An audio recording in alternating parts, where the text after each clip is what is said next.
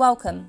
This video is in the form of a capstone project, where I'll be identifying accomplishments and skills I have learnt during Module 1, reflections on my learning, and my aspirations for the remainder of this degree. Let's start off by highlighting some accomplishments for the module.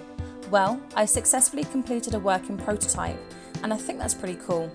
With my knowledge and independent research, I was able to hone skills in the ideation and planning and execution of the prototype. I developed skills in Adobe XD, understood the importance of time management, and dived into user research. So what skills did I take away from this rapid ideation?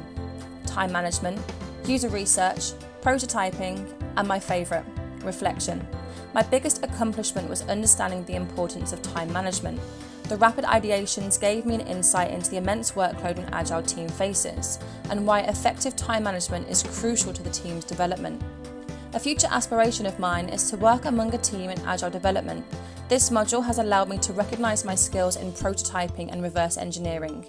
I have accumulated skills in planning a strategic approach, allowing for an accurate and precise representation of a prototype to be presented to the product owner or user. So time management being crucial to rapid ideation, with having to complete the project in a condensed period of time, brainstorm an idea, adapt on the idea, and create a prototype with user research to support it, are skills and practice that I needed to adopt. For both sessions, time management was challenging for me. With a head-on approach to many tasks I commit to, planning and managing my time really isn't something I have good practice of, and on reflection, I could have managed my time a lot better. Nevertheless, the reflection of my lack of ability in time management has allowed me to explore ways of effectively managing time better for future RI sessions. From the 2 rapid ideation sessions, I am disappointed with my approach. Unsurprisingly, I took a design-minded approach to these ideations and allowed my efforts to focus on UI instead of taking the opportunity to explore the Agile process further, where I could have expanded my knowledge. I need to adopt an effective researching method before completing a prototype, looking at all stages of the development lifecycle, which will in turn lead me to having a greater understanding of Agile development in practice. In our first rapid ideation session, we explored the art of creativity. We were set tasks in order to trigger creativity, which is a lesson I didn't think I needed. However, the material in week 2 was enlightening in the sense that it composed methods for sparking creativity and looking at an artifact from a different angle instead of tunnel vision. Prototyping, an important skill to master for any UX role.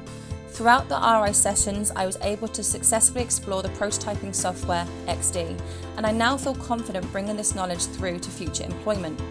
I expanded my knowledge in interactivity for prototyping, allowing a user to have a full demonstration of the application. Reflection, a lesson I didn't realise I needed, but I am so glad I have put this into practice. For me, it's the recognition of mistakes and areas of improvement that will allow me to consistently strive, and not only in my practice, but also my understanding and knowledge. So what areas of UX would I like to develop over the remainder of this master's study? In-depth knowledge on Agile development, particularly focused on the development cycle. I want to expand my knowledge of the development cycle to have a greater understanding of each team member's role. Not only will this allow me to decide what area of UX I would like to further my career in, but it also leads on to another interest of mine, which is project management. I'd like to further develop my skills in prototyping, as I believe this is a strength of mine, which can be addressed through creating SMART goals to strategically measure my approach and areas of improvement for development. How will I do this? Development and research into Agile practice will allow me to gain the knowledge and experience I need to fully understand this. On top of researching and understanding Agile development, it will be beneficial for me to experience Agile practice firsthand, and I can do this by immersing myself in hackathons or being part of a community where I can hone my existing skills and further expand on my knowledge. As an individual, the best way for me to fully comprehend this area of UX is to put it into practice.